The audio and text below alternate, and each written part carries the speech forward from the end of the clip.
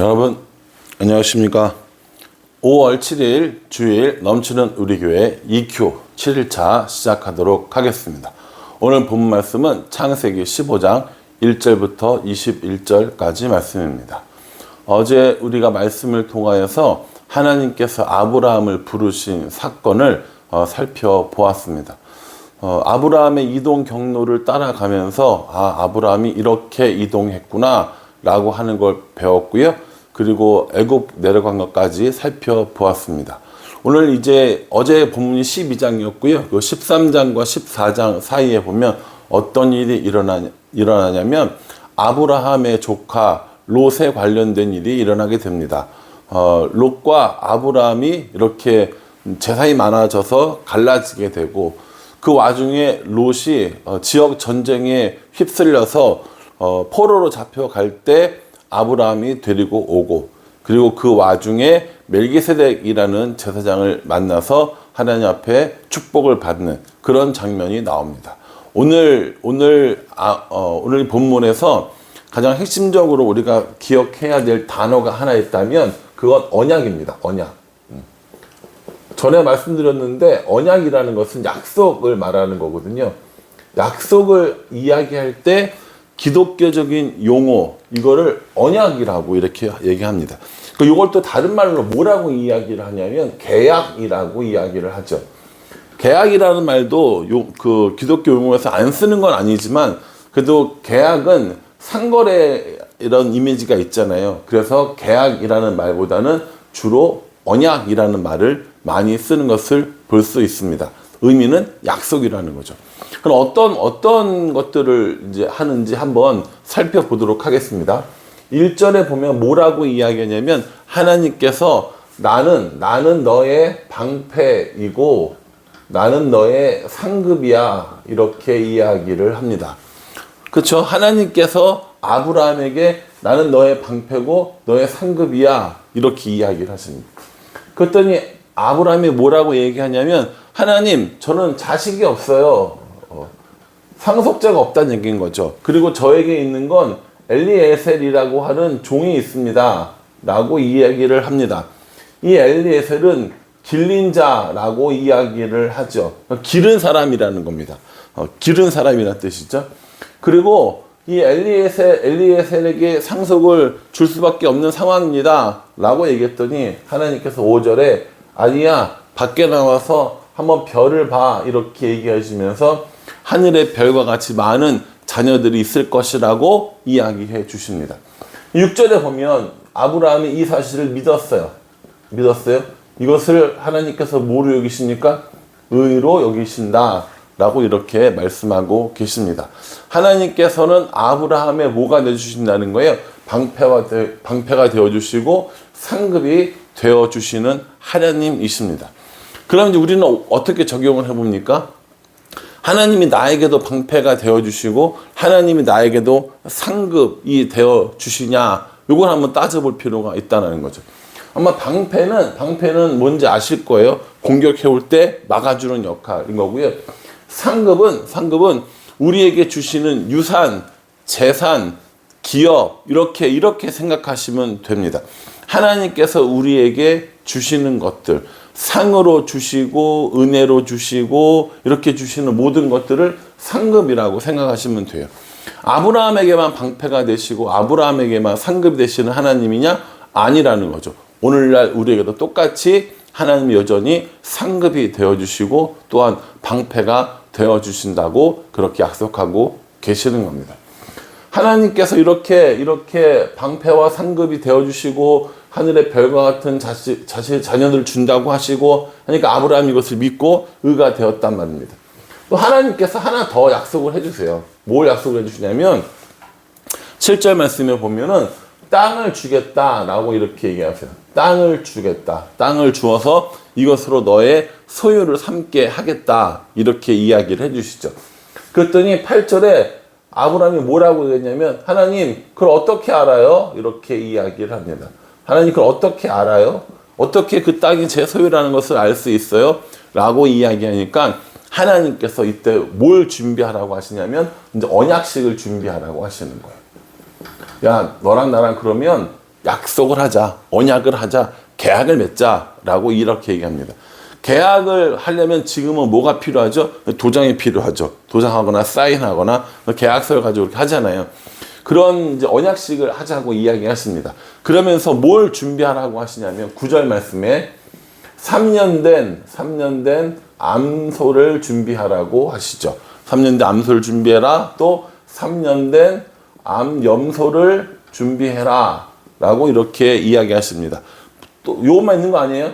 3년 된 숫양도 준비하라고 하셨고, 산비둘기와 집비둘기를 준비하라고 하십니다. 산비둘기 새끼를 준비해라 라고 이렇게 말씀해 주시는 겁니다. 이렇게 해서 어떻게 이 언약식을 하는데 3년 된 암소와 암염소, 순양과 집비둘기, 산비둘기 새끼를 이렇게 준비해라 하시면서 뭐라고 얘기하시냐면은 10절에 이렇게 얘기하시죠. 쪼개라. 쪼개서 마주보게 하라 라고 하십니다. 새는 아니고요. 쪼개서 마주보게 하라 라고 얘기합니다. 암소를 반으로 쪼개요. 쪼개서 그 사이를 버려놓는 겁니다. 어떻게 하느냐? 쪼개서 마주보게 하라는 겁니다. 그래서 이렇게 암소가 있으면 반으로 쪼개라는 거죠. 요거를 요렇게 여기를 요렇게 이게 벌려놓으라는 겁니다. 마주보게서 벌려놓으라고 이렇게 이야기를 하고 계시는 거죠. 그래서 이제 이걸 어떻게 하느냐? 하나님께서 불가운 대로 이 안에 여기를 지나가시죠. 이게 왜 이렇게 하느냐?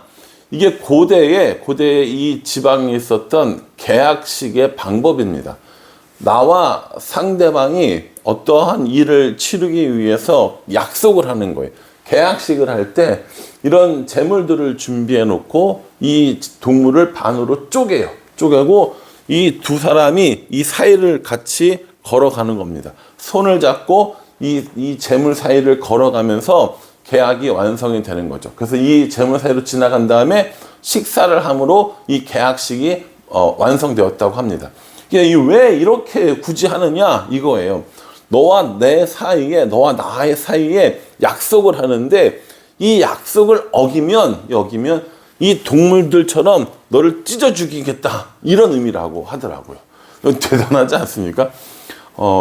이런 약속은 굉장히 중요하고 엄격하고 반드시 지켜야 되는 이런 약속이었다고 합니다. 그래서 이렇게 언약식을 치렀다라는 거죠. 근데 이걸 지금 누구랑 한 거예요? 하나님이랑 아브라함이랑 이런 약속을 한 겁니다. 하나님 입장에서 보면은 이렇게 해줘야 할 필요가 있습니까? 없죠. 하나님은 말씀하시고 아브라함은 믿으면 되는 건데 뭘 굳이 이렇게까지 해주십니까? 그런데 하나님께서 이렇게 해주신 이유는 뭐냐면 내가 너와 약속한 것을 반드시 지키겠다라고 하는 의미 있고 또 하나는 아브라함의 눈높이에 맞춰준 거죠. 아브라함이 이 언약식을 통하여서 하나님이 나에게 이 땅을 주시라 하셨고 또 하나님이 자녀를 주시겠다라는 약속에 대한 보증을 받게 되었던 것입니다. 그래서 하나님과 아브라함 사이의 이 언약식은 굉장히 유명한 언약식이 되어집니다. 이 언약식을 치르는 데 있어서 희생되어지는 제물들이 있지 않습니까? 이 제물들은 우리의 약속의 근거가 되는 예수 그리스도를 의미한다고도 볼 수 있습니다. 그러니 여러분, 하나님이 우리에게 약속해 주신 것, 하나님이 우리에게 이렇게 해 주시겠다라고 말씀해 주신 것이 우리에게 신실하게 임함을 우리가 기억할 필요가 있습니다. 여기서 이제 하나 알아보자면요. 우리가 성경을 읽다 보면 하나님을 신실하다라고 이야기를 하고요. 또 하나님을 미쁘다라고 이야기를 할 때가 있습니다. 이 신실하다, 미쁘다라는 말을 일반적으로 잘 쓰지 않아요. 잘 쓰지 않고 우리 교회에서 특별히 성경에서 자주 쓰는 용어인데 이 용어의 뜻은 뭐냐면 믿을만하다라는 뜻입니다. 믿을만하다. 영어로 번역될 때는 대부분 다 faithful이라고 번역이 됩니다. 그래서 신실하신 하나님 혹은 뭐 믿부신 하나님이라고 이야기할 때 하나님은 믿을 만한 분이다, 믿을 수 있는 분이다 라는 의미를 가지고 있다는 거죠. 하나님께서 이런 언약식을 통하여서 하나님이 믿을 만한 분임을, 신실하신 분임을, 약속을 반드시 지키시는 분이심을 우리에게 보여주고 계십니다. 그래서 하나님의 이 신실하심을 보고 우리는 어떻게 해야 되느냐? 우리도 하나님 앞에 신실을 해야죠. 하나님의 신실함만 기대하는 것이 아니라 우리도 하나님 앞에 신실하게 살아야 할 것을 이 쪼개진 재물을 지나가면서 아브라함은 아마 생각을 했을 겁니다. 그러니 우리도 이 본문을 읽으면서 우리도 이렇게 하나님 앞에 신실함을 지켜야겠구나 라고 생각을 하는 겁니다. 사랑하는 성도 여러분, 오늘 주일입니다. 예배 드리러 오실 거죠? 제가 유튜브를 한번 이렇게 분석하는 걸 살펴봤는데 우리 그 유튜브 안에 있는 그 EQ 있잖아요. EQ를 아침에 가장 많이 보시더라고요. 6시부터 7시 사이에 또 7시, 8시 사이에 8시에서 9시 사이에 거의 한 60, 70% 정도가 아침에 보시더라고요. 굉장히 마음이 좀 기쁘고 되게 좋았습니다. 여러 가지 이유상 저녁 때 보시는 분들도 어쩔 수 없고요. 그것도 좋아요. 그런데 하루를 시작하면서 하나님이 나에게 오늘 주시는 말씀이 뭔지, 내가 하나님의 말씀을 어떻게 살기를 바라는지 라는 것을 묵상해보고 하루를 시작하는 건 참 좋은 일이거든요. 그러니 여러분, 오늘 이 말씀을 통해서 하나님이 나에게 신실하시다는 것을, 또 그러므로 나도 하나님 앞에 신실하겠다는 사실을 기억하시면서 오늘 하루를 지내셨으면 좋겠습니다. EQ를 이렇게 진행하는 게 여러분들에게 좀 도움이 돼야지, 도움이 되면 좋겠다는 생각을 항상 합니다. 중간중간에 읽다가 모르는 부분이나 좀 모자라는 부분이 있으면 언제든지 피드백 해주시면 잘 반영하도록 하겠습니다. 오늘도 아침에 부지런히 EQ 하시고요. 또 예배를 통하여서 하나님의 크신 은혜를 경험하고 가정교회에서 좋은 교제를 나누실 수 있기를 간절한 마음으로 기도하겠습니다. 기도하겠습니다. 하나님의 신실함을 보여주시는 약속들을 해주십니다. 자녀가 없었던 아브라함에게 하늘의 별과 같은 자녀를 약속해 주셨고 이 땅을 주리라 하시면서 언약식도 함께 해주십니다. 아브라함의 눈높이에 맞추어서 하나님의 약속을 보여주시는 그 사랑을 우리도 기대하며 또 하나님 앞에 신실한 삶을 살아야겠다라고 결단합니다. 우리 모두가 그러한 삶을 살 수 있도록 하나님께서 인도하여 주시옵소서.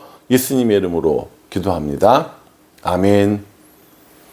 여러분 오늘 주일 기쁘고 즐거운 날 될 수 있기를 간절한 마음으로 기도하겠습니다. 감사합니다.